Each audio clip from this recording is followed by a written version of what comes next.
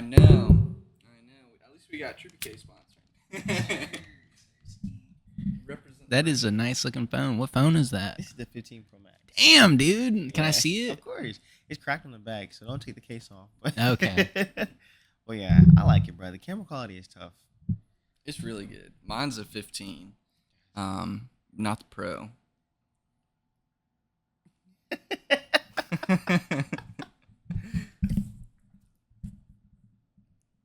Jeez, I love it. Thank you. I love it. Fuck We'll have to yeah. remember to take a picture at the end. Yes, bro. We're need gonna to. we're gonna We have to. reels and everything, so Yes. we'll still be able to get everything out there. Okay. But we do like to take a picture. We always forget to take Dude, a picture every with the time. guest. It's like every single time. We had like our first season. We took pictures after with most guests. with most like of the guests. Gotcha. And so we had like stuff to post on Instagram and that sort of thing. But then like halfway through the season, we just it would like slip our minds right after. Yeah, And- we do the podcast and be like, all right, bye. Yeah, exactly. And then like, You talking about damn it. afterwards? Like Yeah. final photos Yeah. afterwards? Yeah. Okay. But yeah, and then with Huntsville season 2, we did the exact same thing. We completely forgot about the Okay. pictures, but it was also because we were moving so fast. Yeah, I mean, that's kind of how we're going to be doing today, honestly. Yeah. But I'm excited to dig into this. Keem, you I was telling you this last night, and Sean, I know you would agree with this, that Akeim, in my mind, you really represent what a young professional is. Thank you. And you have your hand in so many different pots, and you wear so many different hats with the organizations and everything. So I'm super excited to dig into this. Happy to be here. Absolutely. Happy to So be here. the first thing, before we do the intro and everything, I want to talk about your singing endeavors, because this is something new. Singing? Yeah. Really? Are you like a rapper? No. So I sing a little bit. Really? I think I've been singing for a long time now. Like I did like talent shows in elementary school at the Boys and Girls Club. Mm-hmm.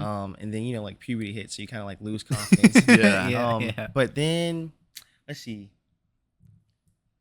I think the next time that I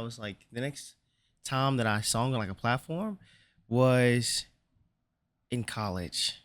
I Really? believe. Yeah, I think it was in college. Like my freshman year.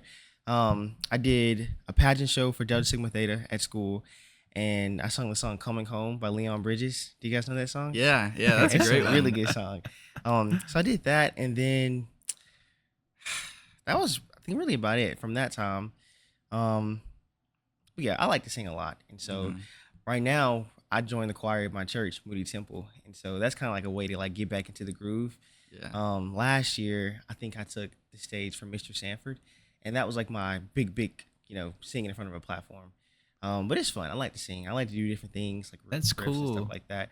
But in church, you kind of like to sing with everyone else, and Yeah. so it's like I don't think I have as much creative expression. You when can't I'm singing. stand out. Exactly. That makes But when I have my solo, we'll turn up. Yeah, That's absolutely. cool. Absolutely. That's super Well, cool. living with you, I hear you singing all the time. You like So- singing in the shower and I do stuff? sing in the shower. Like if yeah. you're like making food, you're just Yep, like yeah. humming. That's this guy. Yeah, I'll be singing in the shower. All That's, the that's time. cool. I Walking around like the house that. singing. Do you have any ambition to like do anything with it, or just for fun? Honestly, it's just for fun. I think like my mom grew up in a household with her singing a lot, and so I never really saw myself as like taking stage, because I feel like there's a lot of singers out there, and I wanted them to shine, and I feel like I have other things that I want to do, and so if I can like do a karaoke stage somewhere or like post something on my Instagram, that's fine with me. Yeah. I bet you would kill some karaoke. That'd be karaoke. fun. Yeah. See, I don't have the Love karaoke. confidence to get up there. Nah, Get me up there, neither. bro. I think doing something that you don't have confidence in builds that confidence. That's So, true. Because who's gonna make fun of you? Like that, people true. will. I mean, but It's it's true. like, what do you like? Just go home. Like It I'll don't never matter. see you again. Yeah, you know. exactly. This is true. Exactly. Mexican restaurants, the best place to do karaoke. Oh, yeah. They do Oh, be yeah. having karaoke there. Dude. Have you done karaoke at El Mecca or been there?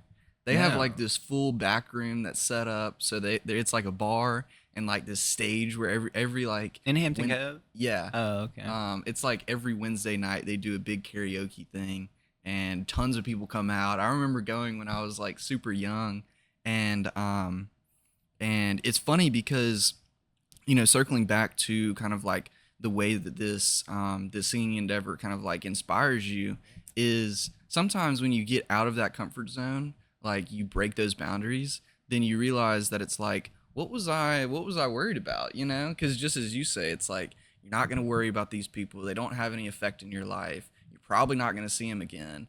But it builds your character, you know, it builds the character that is Akeim, that is Sean, you know? And so I love it. I love the fact that, because, you know, as I said before, you're very much an ideal version of a young professional.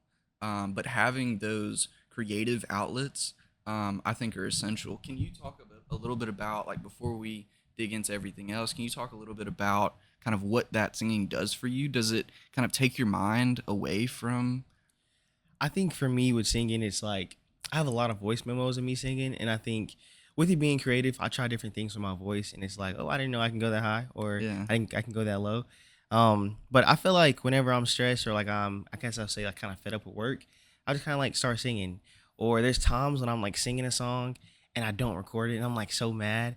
But it's just kind of a stress reliever, honestly. You know, like, you know, some people work out, some people play the video games. I do those too, but Yeah. I feel like singing is like my immediate go-to. And if there's something in my mind that's like humming already, I'm just gonna go ahead and start singing it. Yeah. So yeah. I love it. And that's your energy with everything that you do, is like you get inspired, and then it's like you recognize where you could have taken advantage of that opportunity before, and then you take advantage of it, you know? So that's why I'm so looking forward to this conversation. Y'all ready to dig in? Ready when you guys are. Sweet. What's up, guys? Welcome back to Hello. What's Next Birmingham. We have got an exciting guest today, Akeim Thames. Welcome. Before I give your introduction, I want to preface that Akeim is my roommate at Samford, and we met, I guess it was 2 semesters ago. We were rooming then too, and you know, from a roommate standpoint, Did y'all I just see get randomly assigned? randomly assigned? Because Dylan completely was my random. suite mate, and so Dylan was with Ethan and I was with Adam. Right. So I didn't Right. even know Right. until we walked in, and it was great. I'll let you keep going. Yeah. I'll let you keep Yeah. going. Well, no, I mean, the first time I met you, I Cool. could tell that you were like a high achieving young professional. Likewise. And you're getting after it. And so, you know, I immediately made that connection. But then when I started finding out about all of the, you know, hats that you wear in kind of a young professional scene, as well as on Sanford's campus, that just put you kind of over the edge when it comes to my perspective on what a young professional is. And so, you know, I want to dig into everything, but it's so much to talk about. I think the first thing, you know, to kind of dive in is what you've done for your fraternity, because that takes a lot of your time. I see that, and you've played different roles. So can you talk about? I know last year was kind of a key pinnacle, sort of, so to say, and you're filling a different role now. Can you talk a little bit about that? Of course. So yeah, I'm a member of Alpha Fraternity Incorporated, specifically the Tau Older chapter of Samford University, and I joined Spring 23, so that was my sophomore year in the spring, and it's a joint chapter, or it was a joint chapter with Birmingham Southern College, and so joining as a sophomore, it was fun, high energy. I was able to really get those networking foundations established early on. And so I guess starting off, at the time, the chapter only had 2 people. And so they had to do a lot of things. Like Two members or 2 two? members. Yeah, because we're wild. smaller chapters. Yeah. So they only had 2 people, my prophytes, and they were doing a lot. And so when we crossed over, it's kind of like we almost automatically fell into leadership roles because it was like we're passing the torch at this point. So when we were talking about like what positions interest you, I was like, you know, what does the president do? Yeah. And so my prophyte, Matt Dale, he was telling me, he was like, you know, like, you'd be a great president. And he pulled me to the side and he was like, you know, you're going to be the president. And I was like, okay, like, you know, I'm honored that you are giving me this title. And of course, we did the election to see what everyone else kind of thought as well. And everyone else was like, yeah, no brainer. Akeim is the guy. And so at the end of sophomore year, because, you know, I'm going into junior year, that's when my presidency really took off. And at that time, I served as the president, but I was kind of doing a lot of things as a president.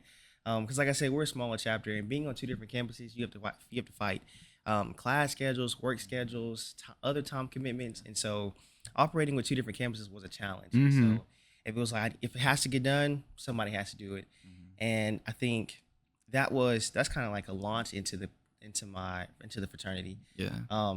But yeah, being a president was cool. You kind of get to see how people operate, different personalities, and yeah. Yeah. So, and then this semester, you are. Yeah. So this semester, I now serve as the vice president and the treasurer. I figured as a senior, I have things that I need to focus on. In fraternity life, I will become a life member. But right now, I think my junior year was like my highlight year. My senior year is now preparation for my career. Yeah. And so I think serving as vice president kind of allows the current president to lean on me if he needs support, but also take charge as a leader. And as treasurer, I figured a lot of ideas that I thought about as president kind of was like treasurer things. And so I was like, this year, let me run for it and see if they like it. And, I'm the treasurer. And so we do popcorn fundraisers. We have car wash things, just things that engage with the community. But overall, those are my two roles right now, treasurer and vice president. Do you think that those roles that you've had in the organization have helped you or will help you in like a career or help you, with a business success, like being able to lead people or manage people? I definitely think so. I think there's different types of leadership styles. Delegation is one of them. I'm not the best at delegating, but I can work on it. And I think last year was like a demonstration of that. Translating into a professional aspect, I think time management, document forming, like forming documents, reaching out to people that you don't know, setting up fundraisers, and then also just like pitching your stuff to higher professionals. I definitely think that I'm prepared for anything in my career endeavors because being a leader within a fraternity, it's not like other organizations where you kind of have institutional support. You have more fraternal support, which is kind of everywhere, if that makes sense. And so it's really about what you do with it. And I think as a young professional, it's what you do with your next move that matters. How you present yourself, how you meet people. And yeah, I think joining my fraternity is one of the best things I could have done. Yeah. And, talking about kind of those aspects that make you a leader, one of those, at least, that, makes a guy like me on the first time meeting you say, this guy deserves to be, on a pedestal because of how much you do. And one of the things that kind of is a dead giveaway, is, your communication style and like how you talk to people. Can you kind of describe like, I know that you've gone through different organizational kind of processes for building that. I know you and I talked about a number of organizations and different professional development opportunities that there are. But how did you develop your communication style and the way that you talk to people as a leader? I honestly think it started early on. So I grew up in a single parent household and I only lived with women. And so kind of being the only guy in the household, you kind of have to take a back seat to a lot of things, but also remain calm and, streamline a conversation that everyone's voice is heard. And so I think my training kind of started at a young age with my family. But I think moving into more public atmospheres like the Boys and Girls Club, the Boys and Girls Club helped me strengthen my public speaking at a young age. And so, presenting speeches about my time at the Boys and Girls Club, I think that's when my communication really took off. Yeah. So then practicing that, being slow to speak and really hearing what somebody has to say has been very beneficial in conversations. Years down Listening. later, Listening is the best communication it's style. the best communication. Yes, I agree, promise you it definitely. is. I promise you it is because when you listen, you can like respond better. And later on, like as I grow as a reporter or a young journalist, I learned that you kind of have to listen because if you don't listen, you don't have a story. And I don't know. I would say just being slow to speak. I think that's my method to communication. And then when you are speaking, don't beat around the bush. Kind of be direct because we don't have all day to listen to someone. And so just kind of getting to the point. I would say that's been the most beneficial thing. Yeah. There's lots that I can learn from you with that specifically. Sean knows all about that. Hey, Don't say anything. I'll be direct with you. So that's cool. So you said you're kind of doing some journalism right now. That was going to be my next question. Is Okay. I know that. So you're a senior right now, Yes, sir. and so we're nearing. So you're graduating in May. Yes, right. that's my plan. So you got about a little over a semester left because we're nearing here down to the last one. So what are you doing right now? Like, are you looking for internships, Yeah. jobs? Like, what are you focused on? So I am looking for internships currently still. I have a class with a professor who works at WBRC. And then I also work as an assistant engineer at the Media Center for Samford. And my boss, he is a former affiliate of ABC. And so I have different networks to tap into after I graduate. But I think right now my focus is building that portfolio so that I can present it to someone. And so on a typical day, my class, we have to produce packages every other week. And so a couple packages I've done so And these far. packages are your portfolio? Yes. So Oh, okay. packages Like are pieces, like journalism pieces? So a package kind of consists of a reporter stand up, telling the story, B-roll, interviews, stuff of that Okay, nature. okay.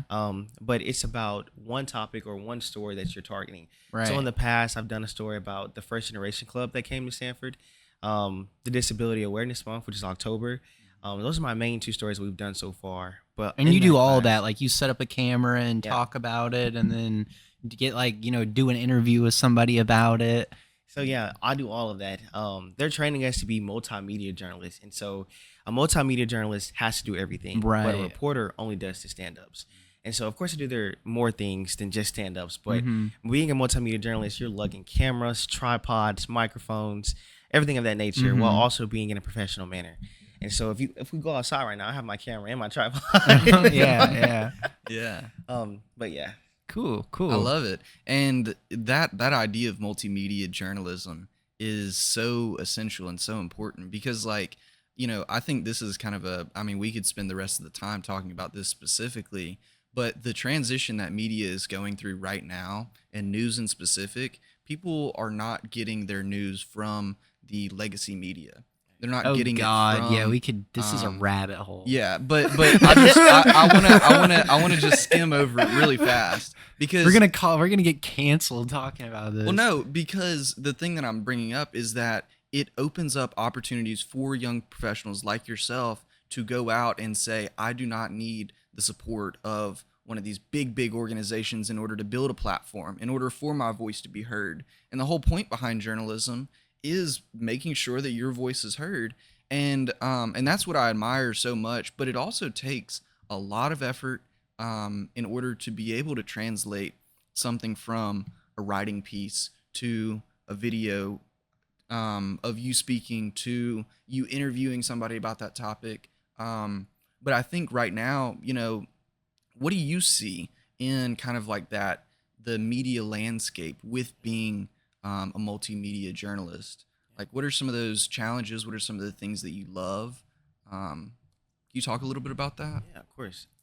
So I would first start off with some of the challenges first before I go into what I love. I think right now the media has a bad rep about not being trustworthy or, like you said, kind of people doing their own thing. But I feel like journalism will never die because there's a beauty in, back checking, factual checking things, chasing a story. And being a journalist, it's not about our voices, but it's about people's voices. And so when you think about the people who kind of go their own route, it's something that they can do on their own platform. But when you join a corporation, go to a news station, yes, it's yourself telling the story, but it's the story itself, not you.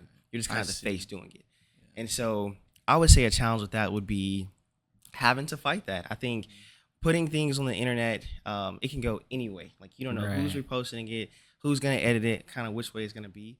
But as a journalist, remaining trustworthy and remaining reliable, I think that's something that I love about it. Is that something you're kind of fearful of as you get more into the industry? Because I feel like you will probably be told at some point, like, burn that story, we're not running it, or whatever. And you're like, well, like, I really believe in it and all this. And then it's kind of like, because of that corporate kind of mindset, they have some agenda that they're like, no, we don't want to do this. I feel like it's like, it is kind of like, it gets political at points, I feel like. I can see the political aspect. But I think as young journalists, as of the 24th century, it's our role to kind of go into these spaces and say, like, hey, I really want to fight for this story. And we learned something about, like, when you're in an editorial meeting, how you pitch a story really matters. Yeah. And so if I go on the story without having sources already online or things that's not lined up, then of course you're gonna be like, that's next not story, good looks. next story. Right. Yeah. But if you're strong, like if you're confident about it, and you're like, this is a really good story and it needs to be told, chances are I would say maybe 50-50, because it's always the manager and the production. Yeah. It's their decision what goes on air. Mm-hmm. As a reporter, it's just it's your role to get the story. So I just think as the time goes on, I may face pushback because as a young journalist, like, we don't make the rules. We're just trying to get into trying to get in the fight. But I think that's what's going to make us stronger journalists overall. One question I have that interests me is I'll be working out at the gym and I'll see Fox and I'll see CNN right next to each other, right? And they're basically running the same story, right? And they like might have a different camera angle or something. They're at like a thing, and they just have like it's literally the same thing, a different reporter and a different camera angle, and they're two different views, obviously. But how do they almost like copy and paste each other? Like, how do they have like something that they're basically like colluding or something? Like, so I know in Birmingham, a lot of the news stations are kind of like right beside each other. Yeah. And so it's a competitive market, but it's also a friendly market because we're all trying to do the same thing. Mm-hmm. So to your point, there are different angles to a story that will be told. And I think, like I said, it's up to that reporter to have that creative expression to say, like, okay, we're telling the same story, but what makes your story what's something I want to watch? Yeah. Mm-hmm. And so, yeah, I would say, like, yeah, there's some of the same. But how do they happen to do that though? Like, how do they get like almost like it's like I'm watching the same thing twice on two different? It's like, are they like working to like, or do they know that that's gonna happen? So I think it's like when news happens, news stations have to respond. So you may be watching WBRC, but you may be watching ABC. So like, just because you're watching one platform, you might not see his story because you're watching another one. You see what I'm saying? So it's kind of like you have to know who your demographic is, who are your audience, and that's why it's the same story being told on a different angle. I see. And that also, like, you brought up a really good point about the political side of that. I think in a big way, it's becoming. I think there was a really, really high level for journalism, probably up until maybe the early 2000s. Social media. And that's exactly why, is because so much information is available that what do these news organizations have to do in order for them to really connect their message to the audience? And most of the time, like, literally the evidence shows that they're going to go a partisan kind of way. Your example of CNN next to Fox, it could be running the exact same story, but they're going to have different points because of their political connections. And that is the point that I'm trying to make, is that I think the bipartisan ability to stay within the middle for journalism is super important. And I commend you in being able to do that, because no matter what, and I really like your point about one of those negatives when you go into I am a journalist and this is my platform, rather than I'm a journalist and this is the platform that I'm working within. I really like that point, because it's like when you're on your own platform, when it's your face that is the organization, you have the ability to get super, super political, and it's only going to be the people that are on that same side as you that are going to be listening. So I admire your ability to kind of stay within the lines of I don't know what the right word is. You probably know it. It's probably a journalist term where it's like you're non-biased, or yes, non-biased. That's exactly what I'm looking for. Your ability to do that is the thing that's going to make you a great journalist. So can I ask about your vision with being a journalist, as well as your other leadership things, how these things come together? I think for me, being a journalist, my career plans are to be an investigative journalist and then build a background, do that as a background, but the goal is to be a news anchor. And so that's my career track right now. But the study and the coursework that I've been going through, how it has fueled into my leadership roles, interviewing, we have to like interview people to be on our committees, be on our boards. I would say connecting with people, because as a journalist, you're telling someone else's story. And so when you think about a leader, you're trying to strengthen other leaders that's coming after you. And so I feel like it goes hand in hand. fast-paced environments. Being a leader is in a fast-paced environment sometimes, but there's a beauty in slowing down. And so it's kind of having that flexibility / versatility to do both. I think that's why they go hand in hand with leadership and journalism. Yeah. And that's a really good point, because that's kind of the process that you're in right now. Is last semester, like with the fraternity in specific, or I guess the last year, you were like, top dog. You were really getting after it. You were putting a lot of effort and energy towards that. And now you are stepping back from the leadership position in the fraternity as well as on campus, but you're doing that so that you can put more energy and effort towards the journalism side. And I love that. Is there any advice that you would want to, give our viewers, or just say, like, right now, like you're on a front screen of Instagram Reel and you have the opportunity to talk to somebody? What are you telling them? I would tell them, I would say, lean in and trust God. Don't doubt yourself, because oftentimes when you doubt yourself, you are self-sabotaging. And I would just say, whatever you put your mind to, do it 1,000%. Don't halfway do it. So yeah, and trust God. That's the main thing. Love it. The main thing. That's some good advice. Yeah, it really is. So as we kind of wrap up here, I want to ask, what's next for Akeim? Gotcha. Like, so your vision of 5 years from now, Okay. what is next, and then lead up to that. All right, yeah.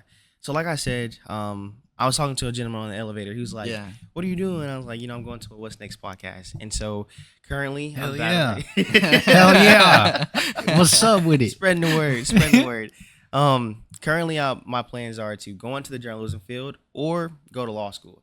And so I guess my 5-year plan, predicated upon one of those decisions, I don't know. I can't pinpoint it, but I'll give you like a look into it, like what I think it could look like. Yeah. So let's just say I graduate. When I graduate, I go to law school. If I go to law school, start doing law school, I can still get a job at a news station, just kind of like a lower commitment job at a news station. But I'm still networking, building that portfolio on that side, but also getting those credentials with law school. So do that. Let's say law school takes 3 to 4. Yeah. I'll say 3 to 4 years. The time that I'm doing that, get my law degree, also be a reporter. And then I'd probably want to, after I get my law degree, chase reporting more seriously. And then eventually get to that news anchor spot. Yeah. But at that point, I'll have reporting history, a law degree, a bachelor's degree in journalism. And so, yeah, that's my current plan. I don't plan to get married until like 30-something, kids until like 35. Yeah. Yeah, facts. But bro. I would say that's kind of like my 5-year plan right now. Yeah. How How does law and journalism come together? I mean, I feel like they kind of do. They definitely really do. They Yeah. definitely do. I would say they go hand in hand because A lot of reading. a lot of reading, A lot of a lot of reading. fact checking. That's true. Yeah. And I would say, as a reporter, you kind of have to know the law, because you can't record Absolutely. in private places. You know when, like, what questions, when not to ask. And so they go hand in hand. That's very They go true. hand in hand. Very But knowing true. the law makes you a better reporter, basically. Yeah. Because it's like, well, I'm just not a reporter. I'm a lawyer and a reporter. And I feel like as a black man in America, having both of those behind my belt would make me You're safe. Yeah. You're safer. you're safe. Like Yeah. you're like you can't take advantage of me. I know the law. Exactly. There I you love go. it. So that's how I think it goes hand in hand. Yeah. What that kind of makes law? I don't know yet. I think they say corporate law is where the money is. It is. I feel like a defense attorney works better with the journalism, because you're still fighting for the people and you're telling a story. Because oftentimes a defense attorney, the person they're defending, it's not always given the appropriate platform to tell their story. So as a lawyer, it's your job to do that. As a reporter, it's also your Yeah. job to do that. Yeah. And so it kind of just works hand in hand. But corporate, defense, and maybe family. I would I'll give you some advice. Definitely go and like mentor or like get some law mentors that are lawyers. I can hook you up with either like mentor that's corporate law, or I can hook you up with mentors that do like real estate or family law. The thing is, yeah, the corporate guys, right? It's document drafting, right? Okay. Like they're in their office going over documents, making a bunch of money.